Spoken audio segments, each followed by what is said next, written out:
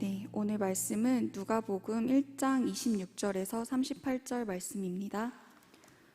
누가복음 1장 26절에서 38절 말씀입니다. 제가 가진 신약 성경 86쪽에 있습니다. 네. 저와 여러분이 한 절씩 교독하신 후 마지막 절은 합독하겠습니다. 여섯째 달에 천사 가브리엘이 하나님의 보내심을 받아 갈릴리 나사렛이란 동네에 가서 다윗의 자손 요셉이라 하는 사람과 약혼한 처녀에게 이르니 그 처녀의 이름은 마리아라. 그에게 들어가 이르되 은혜를 받은 자여 평안할지어다 주께서 너와 함께 하시도다 하니 처녀가 그 말을 듣고 놀라 이런 인사가 어찌함인가 생각하매 천사가 이르되 마리아여 무서워하지 말라 내가 하나님께 은혜를 입었느니라. 보라 내가 잉태하여 아들을 낳으리니 그 이름을 예수라 하라. 그가 큰 자가 되고 지극히 높으신 이의 아들이라 일컬어질 것이요 주 하나님께서 그 조상 다윗의 왕위를 그에게 주시리니 영원히 야곱의 집을 왕으로 다스릴 것이며 그 나라가 무궁하리라. 마리아가 천사에게 말하되 나는 남자를 알지 못하니 어찌 이 일이 있으리이까. 천사가 대답하여 이르되 성령이 내게 임하시고 지극히 높으신 이의 능력이 너를 덮으시리니 이러므로 나실 바 거룩한 이는 하나님의 아들이라 일컬어지리라. 보라 내 친족 엘리사벳도 늙어서 아들을 배었느니라. 본래 임신하지 못한다고 알려진 이가 이미 6달이 되었나니 대저 하나님의 모든 말씀은 능하지 못하심이 없느니라. 마리아가 이르되 주의 여종이오니 말씀대로 내게 이루어지리라 하매 천사가 떠나가니라. 아멘. 아멘. 주께 힘을 얻고 그 마음에 시온의 대로가 있는 자는 복이 있나이다. 아멘. 이 말씀으로 여러분을 축복합니다. 우리의 힘을 어디서 얻는 것일까? 우리의 근본은 우리의 영혼이기 때문에 근본적 힘은 하나님으로부터 얻을 수 있습니다. 그러므로 여러분이 힘들고 지칠 때 당연히 휴식도 취해야 되고 안식도 취해야 되지만 하나님의 영혼, 하나님이 내 영을 채우시고 축복하시도록 하나님께 나오는 것이 근본적 힘을 얻는 길입니다. 그러므로 여러분이 지치고 힘들 때 오히려 쉬는 것이 아니라 내가 더 하나님께 나가야 되겠다. 그래서 그 시간에 나와서 하늘로부터 내려오는 힘을 얻을 때 내 영이 살아나고 내 몸이 살아나고 내 몸이 살아나는 것 경험해 보셨습니까? 네, 그렇게 그걸 경험해 보셔야 됩니다. 아, 내가 피곤하니까 오늘은 금요차례 못 갈 것 같아. 가서 좀 쉬어야지. 물론 쉬면은 좋을 수 있어요. 그러나 정말 성령이 충만해가지고 정말 피곤했는데 하나님의 임재가 있어서 막 내 안에 기쁨이 넘치고 말씀의 은혜가 있고 그럴 때 집에 갈 때 보면 펄펄 뛰어가는 적이 엄청나게 많았습니다. 저에게도. 아, 그래서 나는 영이 충만해야 내 성령이 충만해야지 힘을 얻는 존재구나, 그런 거죠. 그러니까 오늘의 말씀도 주께 힘을 얻고, 우리의 힘은 어디서부터 오냐? 근본적으로 하나님께로부터 옵니다. 아멘. 그러므로 오늘 예배를 참여해 주신 여러분들을 너무 축복하고, 또 상황상 또 보니까 어떤 자매는 회사에서 확진자랑 4일 동안이나 같이 근무를 했는데 감사하게도 음성으로 나왔다고 그래요. 하나님이 지켜주셔서. 그렇게 해서는 이제 어쩔 수 없이 못 나오는 경우들도 있지만, 여러분들이 진짜 오늘 목사님 계속 안타깝게 얘기하시잖아요. 오늘도 한정호 목사님이 귀한 말씀을 전해주셨는데, 경계석으로 움직이지 마라, 너희 마음을 풀지 마라, 이런 말씀으로 도전해 주셨는데, 여러분들이 이럴 때일수록 더 하나님께 가까이 나가고 더 기도에 힘쓰고 말씀의 은혜를 누려서 힘을 얻고 그 마음에 시온의 대로가 생기도록, 그러면 상황과 환경과 상관없이 나는 평안하고 기쁨이 넘치고 그렇게 되어줄 줄 믿습니다. 네, 오늘도 너무 귀한 찬양으로 섬겨줘서 너무 고맙고요. 그래서 찬양이 굉장히 중요한 것 같아요. 그래서 여러분이 늦지 않고 오는 게 되게 중요합니다. 그래서 미리 와서 기도로 준비하시고, 조금 우리가 좀 바쁘긴 해요, 그렇죠? 3부 예배 끝나고 점심 먹고 또 오고 막 그런 막 분주한 마음이 좀 있긴 한데, 아무튼 여러분들이 그런 걸 잘 조절하셔가지고 예배 시간 늦지 않도록, 그래서 미리 와서 기도로 준비하고 그 다음에 찬양에 이렇게 들어오는 사람하고 찬양 끝날 때 들어오는 사람하고는 엄청나게 차이가 나는 거예요. 오늘 담임 목사님 세 번째 예배, 3부 예배 때 했던 어떤 부부 얘기 하시잖아요.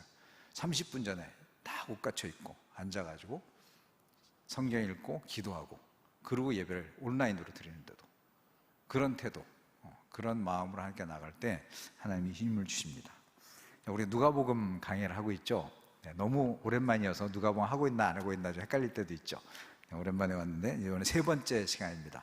지난번 첫 번째 시간에는 개관에 대해서 누가복음이란 무엇인가에 대했고, 구체적으로 이제 스토리가 시작된 게 지난 두 번째, 사가랴와 엘리사벳에게 가브리엘이 찾아와서 세례 요한을 낳을 것이다. 그러면서 그 세례 요한은 말라기 때 예언된 어떤 선지자가 올 거다. 그럴 때 어떤 선지자였죠? 말라기 때 예언된 선지자의 이름은 엘리야. 그래서 그 구약을 마지막 마무리 지으면서 모든 성도들은 엘리야가 오면 메시아가 오는구나 라고 하는, 그게 공식처럼 돼 있던 거예요. 그래서 400년 동안의 신구약 중간사 기간 동안에 엘리야가 언제 왔을까, 엘리야가 언제 와야 되는데 하고 기다리고 있던 차에 태어났던 사람이 세례 요한. 그 세례 요한의 다음에 이제는 오늘 읽었던 본문은 예수님의 탄생, 소위 우리가 쉽게 말하는 마리아의 수태고지라 그러잖아요.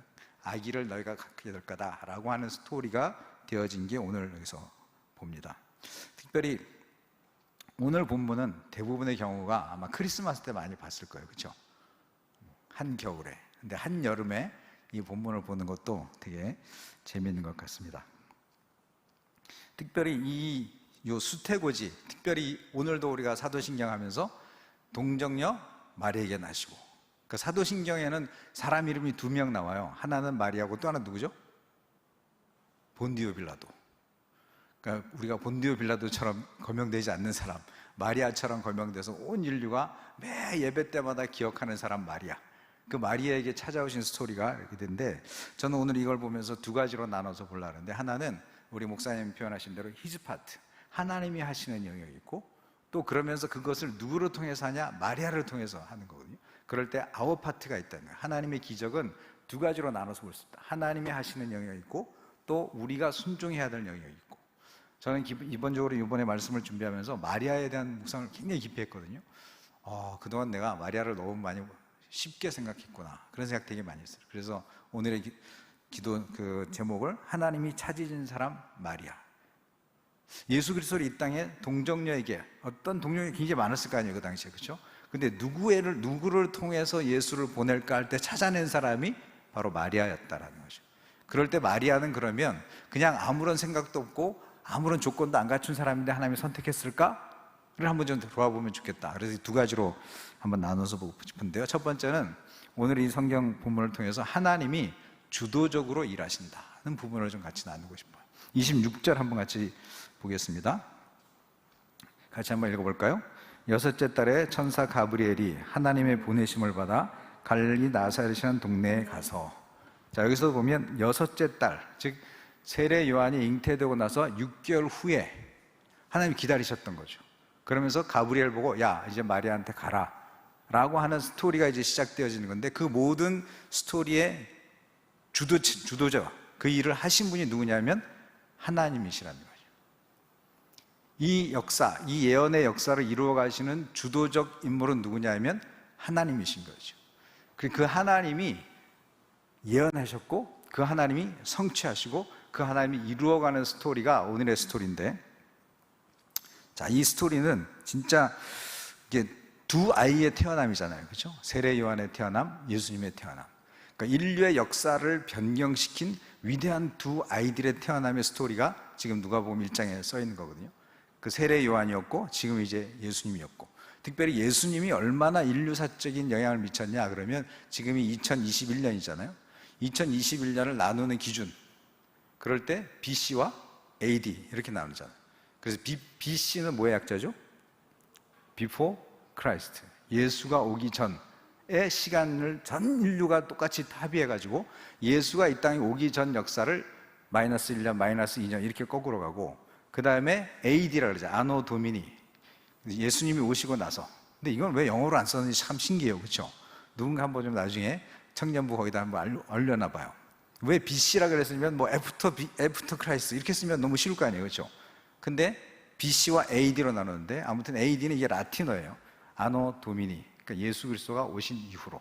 그러니까 전 인류의 역사를 모든 이 땅에 살아가고 있는 사람들이 동의해서 받아들이게 된 그런 기준이 예수가 오기 전이냐 예수가 온 후냐라고 한다면 이 전 인류에 미치는 영향력이 얼마나 큰 분이 예수님인가. 근데 그 예수님은 하나님의 엄청난 시간표에 의해서 왔다는 거죠. 자, 여러분 혹시 성경 중에서 요거 하나 퀴즈를 내볼까요? 저기 뒤에 임원이 좀 제가 맨날 이렇게 해놓고 커피 쏩니다 해놓고 내가 까먹어. 그러면 내가 실없는 사람이 되지 않도록 여러분이 저기 뒤에서 현영자매를 했다가 송 이사님 누구 커피 줘야 됩니다 이렇게 하십시오. 자, 이거 알아맞춘 사람 커피 드립니다. 성경에서 예수 그리스도가 이 땅에 온다고 예언된 최초의 말씀이 있는 곳 어디 몇 장 몇 절 여기까지 맞춰야 됩니다. 이거 1, 2, 3, 5 생각보다 시간이 많이 가는데 이거 되게 유명한 구절이고 특히 지금 목자 정도면 이거 반드시 바로 맞춰야 되는데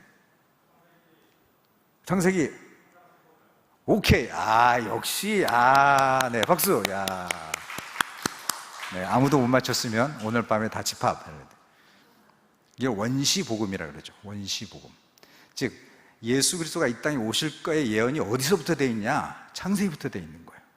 그러니까 사람들이 타락하고 나서부터 그때부터 하나님은 사실 이제 이거는 조금 제가 진짜 나중에 신학 논문을 쓰면 이걸 쓰고 싶은 이미 뭐 연구가 돼 있을지도 모르지만 제가 이제 검색이 잘 안 되는데 예수님을 이 땅에 보내겠다라고 하는 것은 사실은 타락 전부터 계획된 일이었을 거다 저는 그렇게 생각하거든요. 하나님이 이렇게 했는데 뭔가 사람들이 불순종했어. 그래서 땜빵처럼 반창고 붙여야 되겠네. 이래서 예수를 보낸 게 아니라 하나님은 이미 인류를 만들 때부터 예수를 이 땅에 보내서 진정한 구원을 이루겠다는 것까지도 갖고 있지 않았을까. 이제 그거에 대한 생각을 하는데 아무튼 바로 사람이 타락하자마자 예수님을 보내겠다라는 이야기가 어디 나오냐 하면 창세기에 나오는 거예요. 너무 놀랍지 않아요? 어떻게 그 창세, 지금부터 몇천 년 전에 그 인간이 타락하자마자 나는 여인의 후손으로 내 아들을 너희에게 보내주겠다라는 약속을 하냐 이거죠. 창세기 3장 15절.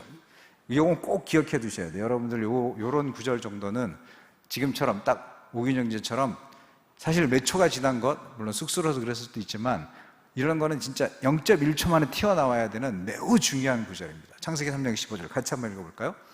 내가 너로 여자와 원수가 되게 하고 내 후손도 여자의 후손과 원수가 되게 하리니 여자의 후손은 내 머리를 상하게 할 것이요 너는 그의 발꿈치를 상하게 할 것이니라 하시고. 자, 여기서 말하는 사탄에 대해서 이제 여자의 후손이 너를 이제 상하게 할 거다 이런 얘기잖아요.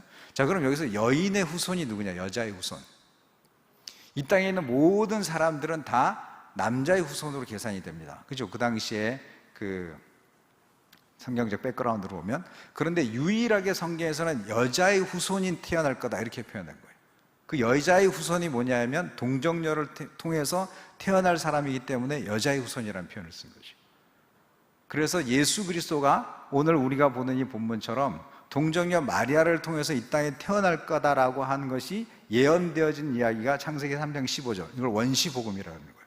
예수님을 이 땅에 보내겠다라고 하는 그 예언이 몇천 년 전에 벌써 예언되어 있었다. 리튼으로 쓴 그거로 보면 에베소나 이런 데 가면 사실 창세 전에 우리를 구속하사 하려고 하셨다라는 이야기까지 된 거 보면 훨씬 더 전에도 하나님이 계획해 놓을 수 있다 이런 얘기죠. 그것까지는 이제 나중에 좀 그렇더라도 일단 우리 눈으로 보여지는 하나님이 예수님을 이 땅에 보내겠다고 예언된 최초의 말씀이 어디냐면 창세기 3장 15절에 나오는 그 말씀의 성취가 이제는 하나님의 때가 돼서 드디어 가브리엘을 통해서 마리아를 찾아가는 사건을 통해서 시작된 이야기가 이 이야기죠. 그러니까 어마어마한 사건이죠. 그렇죠? 전 인류의 흐름을 변화시키는 한 아이의 탄생, 그 아이의 탄생을 통해서 전체 인류의 역사를 변화시키는 사건이 시작되어지는 사건이 이 본문이다 이런 거죠. 자, 그 다음에 예수 그리스도가 처녀의 몸을 통해서 일어날 거라고 조금 더 구체적으로 예언된 데가 이사야서에 있습니다. 이사야서 7장 14절. 여기도 중요한 구절이니까 한번 같이 저기 이사야서입니다. 그러므로 주께서 친히 징조를 너희에게 주실 것이라. 보라, 처녀가 잉태하여 아들을 낳을 것이요 그의 이름을 임마누엘이라 하리라. 그러니까 임마누엘이신 예수님이 태어난다고 약속된 데가 어디냐면 이사야서에 나옵니다. 이사야서 7장 14절에. 그래서 이사야서 7장 14절에 보면 이사야가 언제 사람이냐? 주전 약 700년 전의 사람이에요. 그러니까 창세기에 예언된 것이 조금 더 시간이 흘러가면서 조금 더 구체적으로 또 예언된 게 이사야서. 이사야서는 예수님이 오시기 전 몇 년 전? 700년 전. 어마어마한 시간 전에 예언된 그 사건이 성취되어진. 그러므로 하나님은 이 예언, 자기가 약속한 바를 반드시 당신의 시간대에 이루어 가시는 분이다. 약속하신 바는 반드시 실천하시고 반드시 이루어 가시는 분이 누구냐? 바로 하나님이다라는 거예요. 그 주도적으로 역사를 이루어 가시는 그 하나님을 볼 수가 있습니다. 그렇게 해서 태어날 아기가 오늘 보면 지극히 높으신 이의 아들이 될 것이고 다윗의 왕위를 비춰서 영원히 다스릴 왕이 되고 그 나라는 무궁하고 하나님의 아들이라 일컬어질 것이다 라는 사건이 바로 여기죠. 자, 예수님에 대한 수태고지는 사실 사복음서 중에서 누가복음 오늘 본 데 나오고 또 한 곳에 나온 데 어디냐면 마태복음에 나와요. 근데 마태복음과 누가복음이 조금 이렇게 다릅니다. 누가복음은 오늘 본 대로 가브리엘이 누굴 찾아오냐면 마리아를 찾아오죠.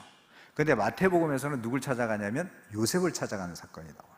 그래서 서로 찾아간 사람이 다르게 나오는데, 자, 여기 마태복음도 같이 한번 정리를 해볼게요. 마태복음 1장 21절. 자, 그 스토리 전에 어떤 일이 있냐면 마리아에게 성령으로 아이가 잉태된 것이 나타났어요. 그래서 요셉이 너무 갈등스러운 거야. 왜냐하면 정혼한 사이였잖아요. 그러니까 그 당시 유대의 결혼법은 뭐냐면 정혼이라는 걸 합니다. 지금으로 보면 약혼 같은 거예요. 그러고 나서 1년 후에 정식 결혼을 합니다. 근데 법적인 결혼의 효력이 발생되는 건 언제부터냐면 정혼할 때부터인 거예요. 그러므로 마리아는 요셉의 아내였던 거죠. 그런데 그 아내가 아기가 생긴 거야. 요셉의 아기가 아닌데.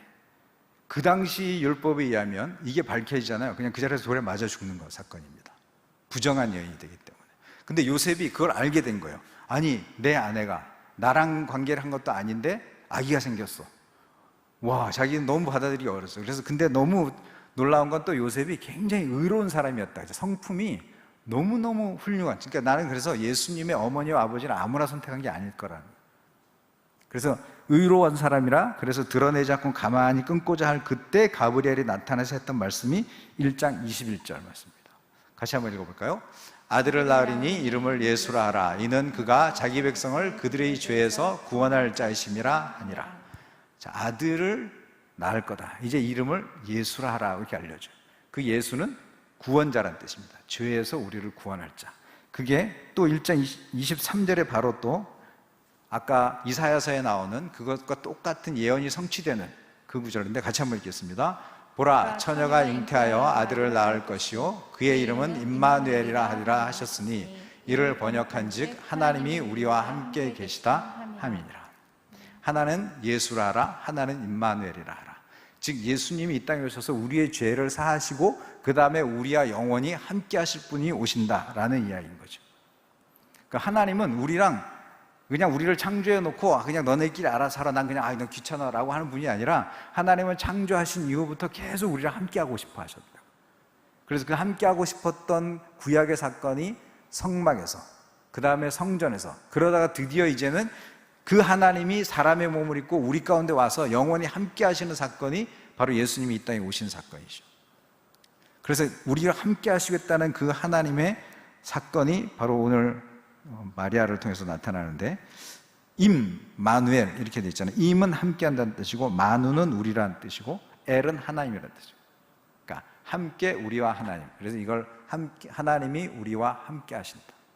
하나님의 유일한 소망이 있다면 내가 만들고 내가 창조한 너희와 함께 영원히 내가 헤어지지 않고 너희와 함께 영원히 교제하면서 함께하고 싶다. 그런 이야기를 마태복음 1장에 썼는 거거든요. 근데 놀랍게도 마태복음 맨 마지막 장에 가면 똑같이 내가 너희와 함께하겠다는 이야기가 나옵니다. 마태복음 28장 한번 볼까요? 마태복음 28장 20절 19절 20절을 뭐라 그러죠? 별명이? 마태복음 28장 19절 20절의 별명은 지상명령이라고 그러죠. 우리에게 주어진 마지막 지상명령인데, 그 지상명령, 가서 모든 민족으로 제자를 삼으라는 그 말씀에 맨 마지막 끝에 가면 뭐라고 되냐면, 보라, 내가 세상 끝날까지 너희와 항상 함께 있으리라. 그죠? 너희와 세상 끝날까지 항상 함께 있겠다가 임마누엘이잖아요. 그러니까 마태복음 1장에 임마누엘이 예언되어 있고, 마태복음 마지막 장에 가서 또 임마누엘이 이게 된 거예요. 그래서 이거를 국어 시간이 돌아왔습니다. 이렇게 앞과 뒤가 똑같은 걸 이렇게 강조하는 것을 국어 시간에 뭐라고, 무슨 법이라 그러죠? 네, 영주자매 내가 되게 친한데 오늘 오랜만에 커피를 쏘겠습니다. 역시 국어를 많이 공부하는 사람은 잘 알아요. 수, 머리 숫자, 미, 꼬리 미자, 상관, 서로 똑같다. 그죠? 수미상관법이라고 하죠. 이게 학교 때 배웠던 거 기억나시죠? 그래서 성경책이 그런 구조가 된 게 되게 많다는 거예요. 수미상관법으로 써가지고 강조하는 거거든요. 한 번 강조해놓고 중간에 스토리가 있고 맨 마지막에 한 번 더 강조해서 내가 정말 이 스토리를 통해서 강조하고 싶은 이야기를 두 번 이렇게 강조하는 거예요. 그게 이제 샌드위치 비법이라고 하기도 하고요. 그래서 하나님이 정말 우리와 함께하고 싶은 이야기를 맨 마지막에 한 번 더 이야기하면서 진짜 나는 너희랑 함께하고 싶어, 진짜 나는 임마누엘이고 싶어 라고 하는 이야기를 정리했다 이런 거죠. 그게 마태복음의 스토리거든요. 근데 성경 전체의 스토리를 또 정리해보면, 아까 사람을 창조하고 나서 창세기 3장 8절에 보면 하나님이 우리랑 어떻게 나오시는가 나오는데, 한번 볼까요? 창세기 3장 8절. 자, 거기 보면 동산에 거니시는 여호와 하나님의 소리를 듣고, 이런 표현이 나오죠. 하나님이 사람을 창조하시고 동산에서 아담과 하와랑 같이 이렇게 동산에 거니시는 거예요.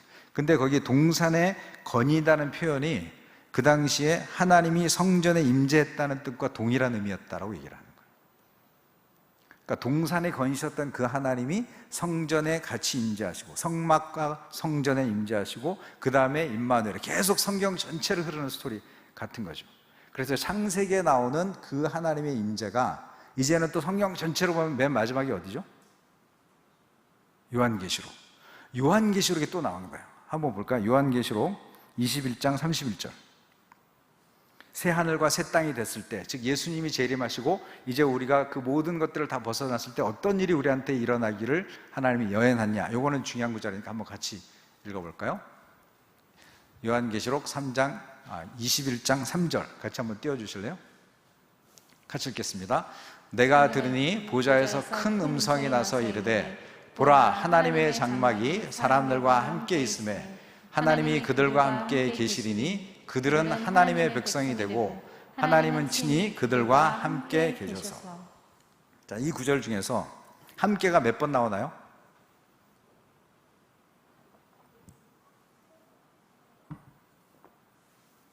그거 자막 띄워주셔야지. 네, 질문을 하고 하는 시간이 아니었는데 내가 목이 말라가지고 여러분들 찾아보라고 퀴즈를 냈습니다. 자, 함께가 몇 번 나와요? 3번 나와요.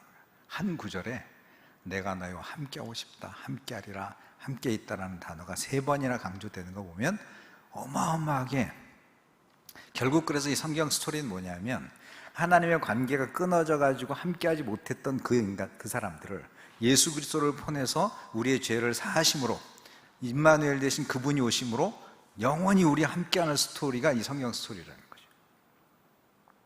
그냥 저 멀리 있는 신, 정말 가까이 갈 수도 없고 멀리 있는 무서운 신이 아니라 우리 가운데 거하기를 원하시고 우리랑 교제하기를 원하시고 우리가 함께 친밀한 관계를 너무너무 하기를 원하시는 그 하나님의 스토리가 성경 스토리인 거죠. 그래서 그 예수님의 이름이 임마누엘이라 이런 얘기죠. 이 스토리를 하나님이 주도적으로 행하신다는 거예요. 그분의 시간의 때. 그래서 지난번에 크로노스와 카이로스 얘기했잖아요, 그렇죠? 그래서 이 예수 그리스도를 보내기까지 하나님이 참으시다가 때가 됐다. 자, 이제부터 엘리야를 먼저 보내야지. 자, 세례요한 먼저 태어나게 해. 6개월 딱 지난 다음에 가브리엘 빨리 가라. 이제 누구에게? 마리아에게 가라. 이런 얘기죠. 그래서 첫 번째, 하나님이 어떤 분인가에 대한 그 이야기에서 여러분이 꼭 예언을 성취하신 하나님에 대한 믿음을 가졌으면 좋겠습니다. 약속하신 바는 반드시 이루어 가신다. 이 역사 전체 큰 그림을 보고도 성취하신 그 하나님이 내 개인에게도 동일한 관심을 가지시고 동일하게 약속하신 바를 이루어 가신 그 하나님에 대한 믿음, 그걸 가지고 하나님을 기대하는 우리가 됐으면 좋겠습니다. 자, 그런데 이 놀라운 역사를 누구를 통해서 일하시나? 마리아라는 거죠. 오늘 아침에 헤드스타트 하다가 제가 넌센스 퀴즈를 냈습니다. 왜 예수님은 말 구유에서 태어났을까? 혹시 아시는 분?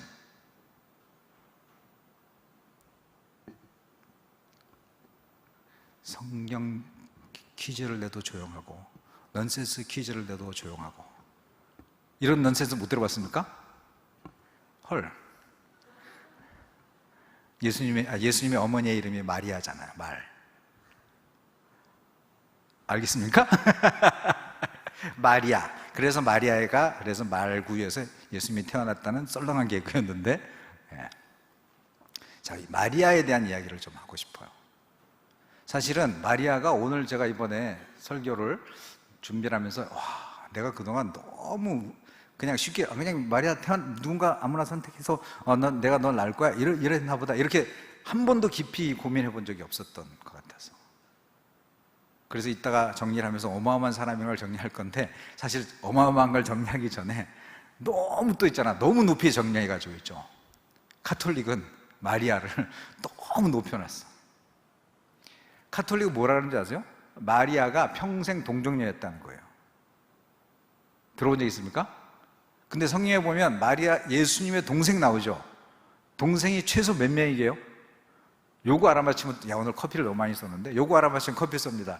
성경에 나오는 예수님의 동생이 정확한 숫자는 안 나요. 그러나 최소 몇 명 이상은 된다는 게 알 수 있습니다.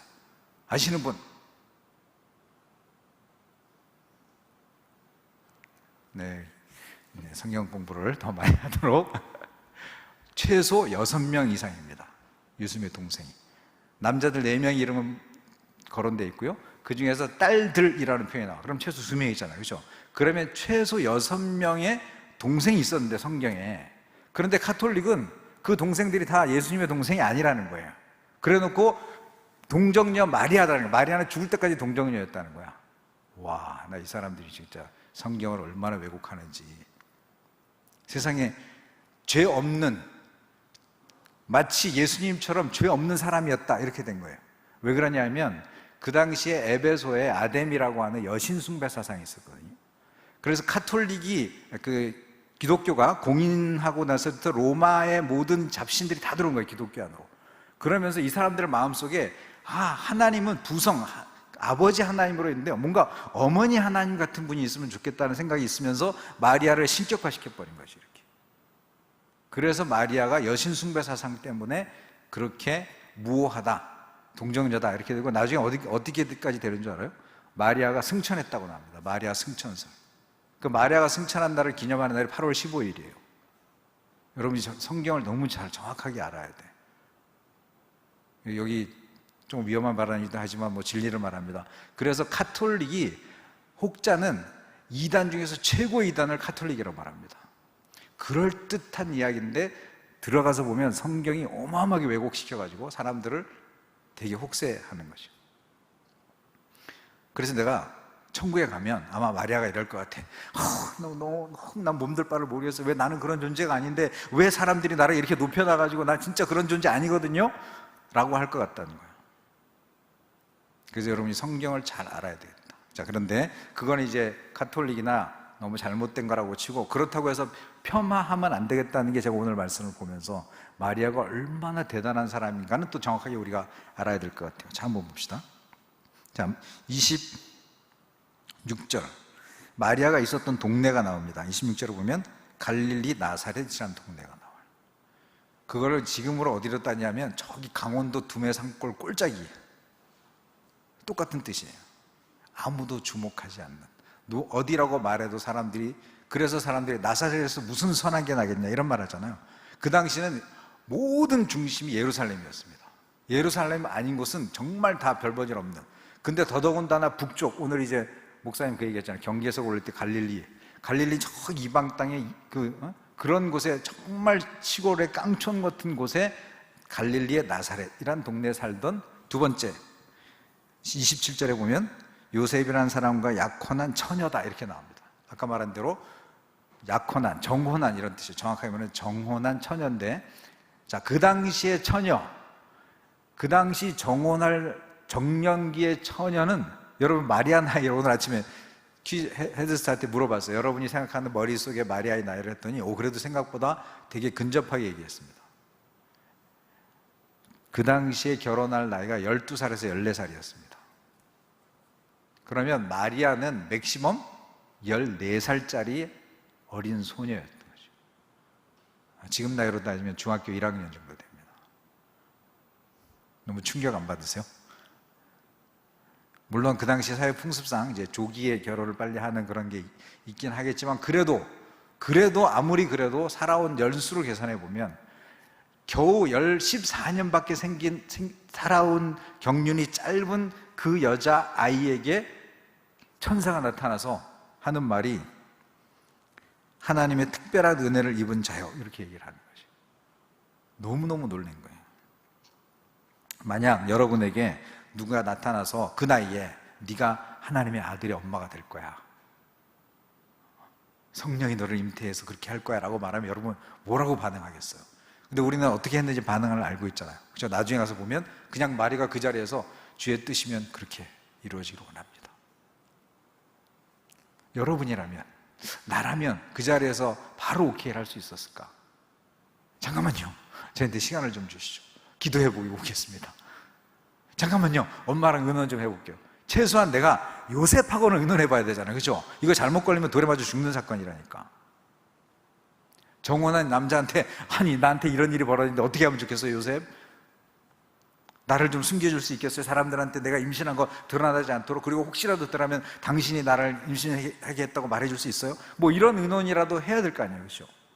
와, 나는 이번에 마리아를 이렇게 묵상해 보면서 이 어린 아가씨가, 이 어린 소년이가 얼마나 믿음이 큰 자인가라고 하는 것에 대한 묵상을 하면서 너무너무 큰 도전을 받은 거예요. 여러분들 한번 크게 도전을 받으면 내 믿음은 어느 수준일까? 내가 하나님이 나를 통해서 어떤 일을 이루시려고 할 때 그 자리에서 하나님의 뜻이면 내 모든 인생에 다 내려놓고도 할 수 있겠습니다 라고 말할 수 있을까? 그런 거죠. 그래서 마리아는 어떤 사람이었을까를 이제 추론하는 거예요. 이거는 근거는 없기 때문에. 근데 여기 보면 하나님의 특별한 선택을 받은 사람이잖아요, 그죠? 아무나 선택하진 않지 않겠어요?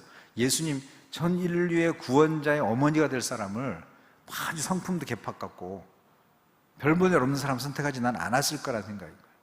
그런데 조건으로 보면요, 갈릴리 나사렛의 촌동네에 있는 어린 그러니까 스펙으로는 아무것도 자랑할 게 없어. 소위 우리가 요즘으로 말하면 흙수저죠, 그죠? 예루살렘에 있는 왕가의 그런 아가씨도 아니고 저 촌동네에 있는 겉으로 조건으로는 아무것도 아니지만 그 소녀가 가지고 있는, 그 여인이 가지고 있는 믿음의 기준으로 봐서는 누구보다도 하나님을 사랑한 사람이었을 것 같다. 왜냐하면 성경에 잠언 8장 17절에 이렇게 나옵니다. 나를 사랑하는 자들이 나의 사랑을 입으며 나를 간절히 찾는 자가 나를 만날 것이니라, 이렇게 되는 거예요. 그러니까 우리가 추론해 보면 마리아는 하나님의 특별한 사랑을 입었다면 평상시에 그 사랑을 받기를 갈구하고 있었고 그 사랑을 너무너무 고백하고 있었던 사람이었다는 거죠. 하나님을 누구보다도 사랑하는 그 여인이었을 거다라고 우리가 생각해 볼 수 있고요. 두 번째는 진짜 믿음이 견고한 사람이에요. 사가랴 이야기가 나왔잖아요, 조금 전에. 근데 이게 참 성경이 참 재밌어요. 사가랴와 마리아를 이제 대비해서 볼 수 있습니다. 세례 요한의 아버지 사가랴는 제사장이었죠. 누구보다도 영적인 지도자였습니다. 그리고 나이도 많은 남자였고, 그런데 마리아는 아무것도 잘 내세울 게 없는 촌에 사는 여자였고 어린 여자였어요. 그런데 오히려 사가랴에게 나타나서 너에게 아기가 생길 거야 라고 말했더니 사가랴는 아유, 무슨 이런 일이 어떻게 일어납니까? 지난번에 설명할 때 이건 많이 얘기 안 했는데 그때 그 표현은 믿음이 없는 표현이라는 거예요. 그러는 바람에 벙어리가 되잖아요, 그렇죠? 네가 믿지 아니함으로, 이런 표현이 나와요. 그때 어떻게 이런 일이 내게 이것을 어떻게 알려라고 하는 말이 누가복음 1장 18절에 나오는데, 내가 이것을 어떻게 알려라고 하냐면 무슨 근거로 이런 일이 일어날 수 있단 말입니까? 이런 뜻이라는 거예요. 그러니까 사가랴는 제사장이었고 하나님을 잘 섬긴다고 하는 사람이었지만 실은 믿음이 없는 사람이에요. 아기를 달라고까지 기도했었겠죠, 그렇죠? 그래서 자기가 아들이 주겠다는데도 오 할렐루야 감사합니다 드디어 와 이래야 되는데 그게 어떻게 가능합니까? 이 나이에. 완전히 불신에 대답하죠. 그런데 오히려 마리아에게서는 너한테 아들이 잉태될 거야, 너에게 성령이 나올 거야. 그럴 때 마리아는 어떻게 보냐면 나는 남자를 알지 못하니 어찌 이 일이 있으리까. 그래서 한글로 보면, 그죠? 한글 성경으로 보면 그거나 뭐 비슷하게 얘기해요. 그런데 해석된 거를 보면 마리아가 어찌 이 일이 있을까 하고 한 말은 일단 아들을 갖게 해주겠다는 걸 믿었다는 거예요. 그런데 그 방법을 물어봤다는 거예요. 방법. 어떻게 안 됩니다가 아니라 아들이 생긴다는 걸 알겠는데 그럼 어떤 방법으로 되나요? 이런 질문이었다는 거예요. 그러니까 이게 믿음이 긴초한 질문이었지 믿음이 없는 질문이 아니었다라고 하면서 이 둘이 비교가 되는 거예요. 이렇게. 그렇게 따져보면 이 마리아가 그렇게 어린 나이에도 불구하고 엄청난 믿음의 소유자였다. 그 사건을 그 자리에서 받아들일 만큼, 그죠? 우리의 이성으로는 어떻게 남자 여자가 그렇게 관계를 가져야 아기가 생기는데 어떻게 성령이 임한다고 내가 아기를 낳냐, 이거 말도 안 되는 합리적 기준으로 보면 절대 받아들일 수 없는데도 불구하고 마리아는 그거는 내가 알겠다 그러면서 중요한 구절이 1장 37절이죠 이거는 같은 목소리 한번 읽어볼까요? 대저 하나님의 모든 말씀은 능하지 못하심이 없느니라. 아멘. 여기에 영어로 한번 표현되어 있는데 영어 한번 띄워주실 수 있나요? 네. Nothing is impossible with God. 여러분이 기도할 때 이 말씀을 선포하면 좋겠어요. 이성으로, 우리의 생각, 우리의 경험으로는 절대 안 돼. 그러나 전능하신 하나님이라면 그 하나님의 입장에서 못할 게 아무것도 없다. 아니 아무것도 없는 것을 창조하신 그 하나님이 그 여자에게 있어서 성령으로 잉태하는 게 뭐가 어렵겠어요, 그죠? 이거는 내가 아멘으로 받을 수 있는 딱 한 가지 뭐냐면 이성이 아니라 믿음이죠. 그래서 결론적으로 저는 우리 신앙생활에서 남는 마지막 한 단어가 뭐냐면 결론은 믿음인 것 같아요. 네가 믿을 수 있냐? 하나님께는 불가능이 없다는 사실을 너는 믿을 수 있냐? 라는 질문 앞에 내가 믿음으로 반응하면 아멘이 되는 거고, 도저히 그거는 상식적으로 설명이 안 되지 않습니까? 그러면 사가랴 같은 대답이 나오는 거예요. 그럴 때 그러면 내가 이 시점에서 뭘 키워야 되냐? 믿음을 키워야 되는 것이에요. 하나님, 내가 다 이해 못해도, 내가 다 그것을 내 작은 머리로 다 받아들일 수 없더라도 하나님의 말씀은 불가능이 없다는 사실을 내가 믿겠습니다. 그럴 때 하나님이 나를 통해서 일하기 시작하는 거예요. 마리아는 그 얘기를 듣고 하나님에게 Nothing is impossible with God, 하나님에게는 불가능이 없는 거야 라고 말할 때 아멘 하고 그때 반응했던 게 38절 주의 여정이오니 말씀대로 내게 이루어지이다. 위대한 고백을 하는 거죠. 여기서 말하는 여종이란 단어가 둘레라는 단어를 쓴다는데 이것은 아이를 낳는 노예란 뜻이라는 거예요. 나는 주님의 노예입니다. 나에게는 아무런 내 주권이 없고 주님이 원하시는 대로 저를 통해서 일하시옵소서. 당신의 말씀이, 당신의 예언이 나를 통해서 이루어지기를 원합니다. 이런 표현입니다. 어마어마한 믿음의 사람이었다. 아주 깡촌에 살았고 별 볼 일 없는 사람이었고 겉으로는 잘 것 없지만 하나님의 입장에서 보면 엄청나게 큰 사람이라는 것이죠. 세 번째로 마리아는 하나님께 되게 쓰임받기를 소망하는 사람이었을 것 같다는 생각이 들어요. 아까 말한 대로 정원한 상태에서 어떤 남자의 아이를 뵀다라고 하는 건 그 당시에 사형이었습니다. 돌에 맞아 죽는 사건이었어요. 그런 건 뭐냐면 내가 이거를 받아들인다는 건 뭐냐면 내가 목숨을 잃어도 좋겠다는 뜻이죠. 내가 이걸 받아들이는 바람에 내가 가문으로부터 쫓겨나고 파혼을 당하고 뭐 어떤 대가를 지불한다 할지라도 나는 하나님이 나를 통해서 일하신다면 내가 그 하나님의 도구가 되어줄 수만 있다면 나는 모든 걸 다 내려놓고 순종하겠습니다. 그럴 수 있었던 건 뭐냐면 마리아가 늘 그렇게 하나님을 갈망했고 그 하나님의 쓰임을 받기를 소망한 사람이었기 때문에 그 어마어마한 제안 앞에서 그 자리에서 결단하고 아멘 할 수 있지 않았을까, 그런 생각이 듭니다. 제가 예전에 대학생 때 방언을 받았어요. 너무너무 놀라운 체험을 했습니다. 근데 그 단체에서, 그 선교단체에 있었는데 거기서 방언 통역을 해주는 거예요, 이렇게. 그래서 너무너무 궁금하잖아요. 내가 방언을 계속 하고 있는데 도대체 뭐라고 나는 기도하고 있을까. 그래가지고 두렵고 떨리는 마음으로 내가 막 이상한 말을 하고 있으면 너무 그럴 거 아니에요. 그래서 내가 이제 방언을 딱 통역 받는데 딱 했더니, 야, 신기하게도 있죠. 맨 앞에 쓰는 용어가 똑같이 나오는 거야. 그 당시 내가 늘 기도할 때마다 사랑과 은혜가 충만하신 하나님, 요거 썼거든요. 근데 딱 방언, 어떤 자매랑 손잡고 막 기도를 하는데 딱 앞에 문장이 똑같대. 사랑과 은혜가 충만하신 하나님. 그래서 내가 그거는 방언으로 말 안 하고 한국말로 말했나? 내가 그럴 정도로 너무 정확하게 사랑과 은혜가 충만하신 하나님 딱 나와.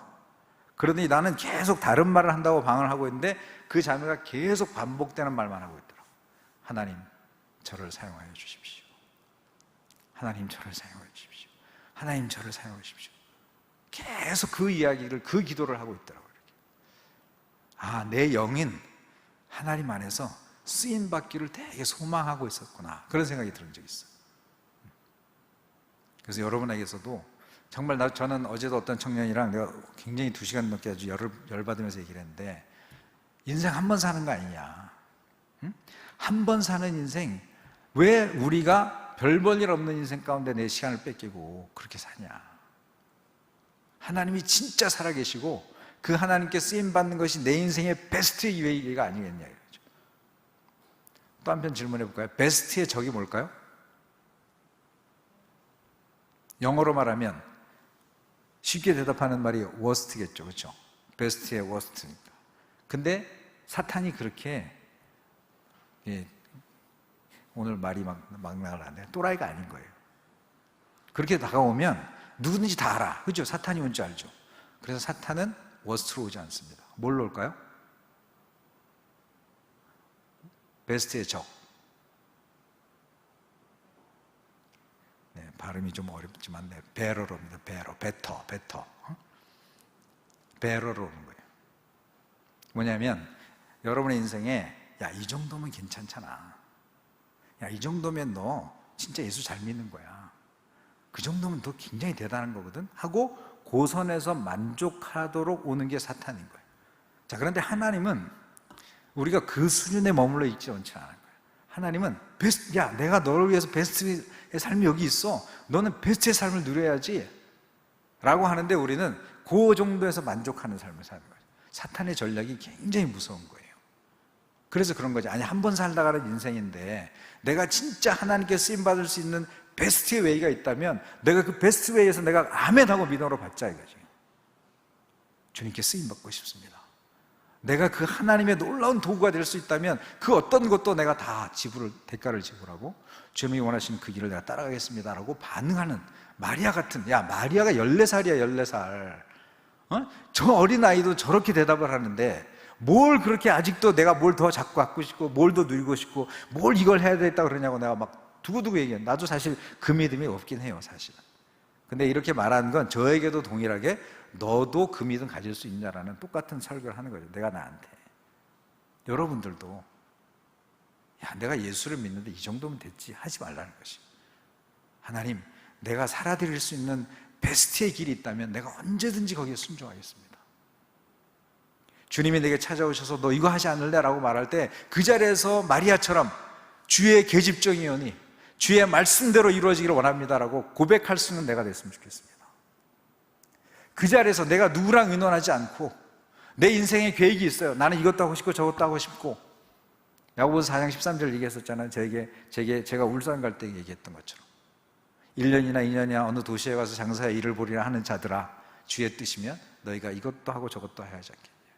나는 계획이 있죠. 마리아도 계획이 없었겠어요? 아, 나는 요셉이랑 정혼하고 됐으니까 요셉이 나중에 1년 후에 신랑이 오게 되어 있습니다. 그럼 집을 장만하고 이제 다시 데려가거든요. 그럼 알콩달콩, 아, 요셉하고 행복하게 살아야지 했던 여인이었겠죠.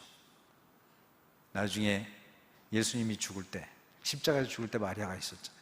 자기 아들이 죽어가는 것을 봐야 하는 그 어마어마한 고통 속에 예수를 받아들였기 때문에 그 고통을 겪어야 됐잖아요.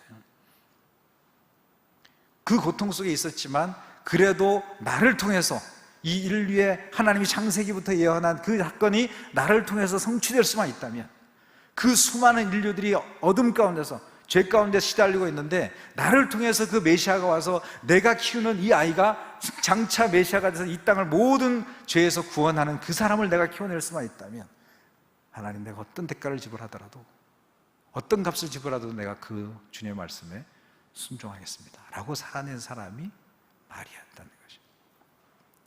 마리아는 하나님이 찾으신 사람이었어요. 아무나 하나님이 하지 않았다는 거죠. 그래서 역대하 16장 9절에 보면 여호와의 눈은 온 땅을 두루 감찰하사 전심으로 자기를 찾는 자들을 향하여 능력을 베푸신다, 이렇게 됐어요. 여호와의 눈이 온 땅을 두루 감찰하고 있는 거예요. 제가 이 말씀 많이 했었죠. 그렇게 찾아낸 사람이 다윗이었다 그랬고, 그렇게 찾아낸 사람이 고넬료였습니다. 근데 이번에 내가 성경을 보면서 정말 더 위대하게 찾아낸 사람이 누구냐면 마리아였던 거예요. 내가 이 땅에 내 아들 예수를 보내야 되는데 도대체 누구의 몸을 통해서 낫게 할까? 누가 이 메시아의 어머니가 될 만한 사람이 누굴까라고 하나님을 찾으셨다는 거예요. 근데 찾았는데 어디서 찾았나? 예루살렘에서 찾지 않았다는 거죠. 저 두메 산골, 저 꼴짜기에 아무도 주목하지 않는 그곳에 살고 있는 한 여자, 너무너무 아직도 어린 그 여자애. 그런데 봤더니 너무 순결한 거예요. 너무너무 주님을 사랑하는 거예요. 그 마음에 온통 주님을 생각하고 매일매일 주님께 예배하고 매일매일 그 주님을 믿음으로 살고 있는 그 여인 하나를 발견했다는 거예요, 하나님이. 아, 마리아면 내 아들을 보내도 정말 잘 키워낼 수 있는 순결한 여인일 수 있겠구나 찾아진 사람인 것이죠. 저는 우리 안에 그런 열망이 좀 있으면 좋겠어요. 하나님이 나를 찾으실 때 하나님이 온 땅에 두루 감찰해서, 야, 이 마지막 세대에 누가 좀 나를 통해서 나의 일을 좀 할 만한 사람이 누가 있을까? 하나님, 저를 보내주십시오. 와, 오늘 찬양할 때 내가 소름이 끼쳤어. 마지막 결단 찬양을 뭘로 할까 고민하다가 사실 내가 여기 있사오니를 할까 말까 했었거든. 근데 딱 시작하자마자 내가 여기 있사오니에 딱 넣는 거야. 공주자매가 선장으로. 내가 여기 있습니다, 주님. 하나님, 주님이 어떤 일을 하시고자 하실 때 제가 주님께 찾아지는 인생 됐으면 좋겠습니다. 마음껏, 야, 너라면 오케이, 자 가자 하고 할 수 있을 만큼 준비된 사람, 죄로부터 깨끗하고 하나님 앞에 성결하고 매일매일 하나님과 친밀함을 누리고 그 하나님만 갈망하고 있는 사람, 그럴 때 하나님이 얼마나 여러분을 들어서 사용하시겠어. 나는 우리 청년부가 그런 사람들이었으면 좋겠다는 거죠. 바알에게 무릎 꿇지 않은 7,000명. 그렇죠? 이 시대에 점점 더 어두워져. 아까 오늘도 목사님 설교할 때 그랬잖아요. WCC. 별의별 사건이 이제 우리 눈앞에 다 펼쳐질 거예요. 별의별 배교하는 일이 날 거고요. 막 혼란스럽게 이게 진리인지 저게 진리인지 난리치는. 그래서 이제는 우리가 뭐가 뭔지 진짜 어떤 사람들이 해석해 주지 않으면 우리 스스로만 보면 아무것도 모르게 되는 너무너무 교묘한 방법으로 진리가 흐려가는 그 시대 가운데 마지막 순결한 신부처럼 예수 그리스도가 태어날 것들을 준비할 사람들을 찾으실 때 우리 청년부에 있는 모든 사람들이, 정년교회에 있는 모든 사람들이 주님이 찾으시는 사람 돼서, 아, 그래, 넌 여기 가서 이거 좀 했으면 좋겠어. 너 이거 할래? 오케이, 너 이거 좀 해줘봐. 야, 난 여기 너무 마음이 아파. 여기 좀 가서 누가 좀 해줘. 어제도 얘기를 하다가 그 얘기를 했어. 내가 탈북한 사람이 다시 북한을 들어가는 거예요. 오늘 고은자매가 그런 기도를 해줬는데, 북한을 위해서.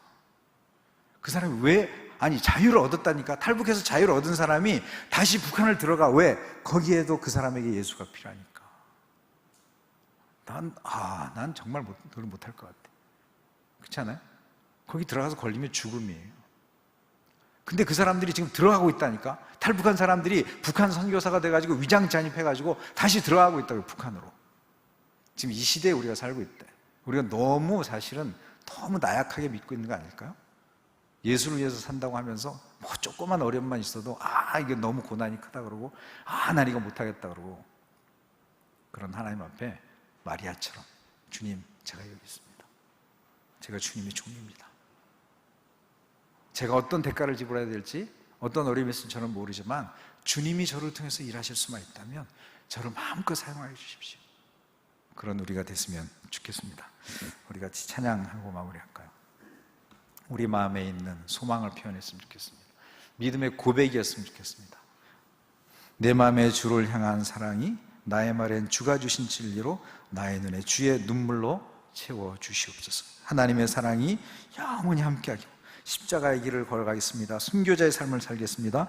조롱하는 소리와 세상의 유혹 속에도 주의 순결한 신부가 되겠습니다. 내 생명 주님께 바치겠습니다. 찬양하겠습니다.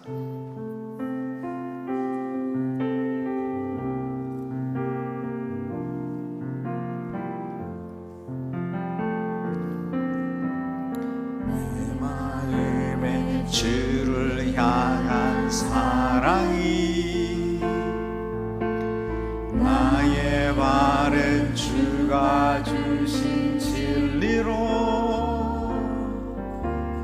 나의 눈에 주의 눈물 채워주소서.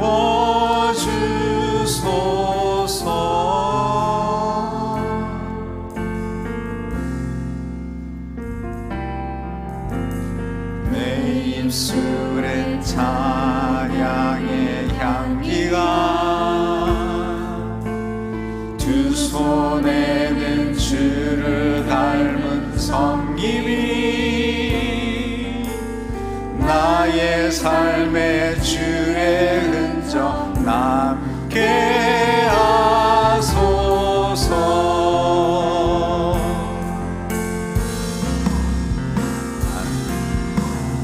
하나님의 사랑이 영원히 함께하리. 십자가의 길을 걷는 자에게 순교자의 삶을 사는 이에게 조롱하는 소리와 세속 유혹 속에도 조롱하는 소리와 세상 유혹 속에도 주의 순결한 신부가 되리라. 내 생명 주님께 드리니. 하나님의 사랑이 영원히 함께하리. 하나님의 사랑이 영원히 함께하리. 십자가의 길을 걷는 자에게 순교자의 삶을 사는 이에게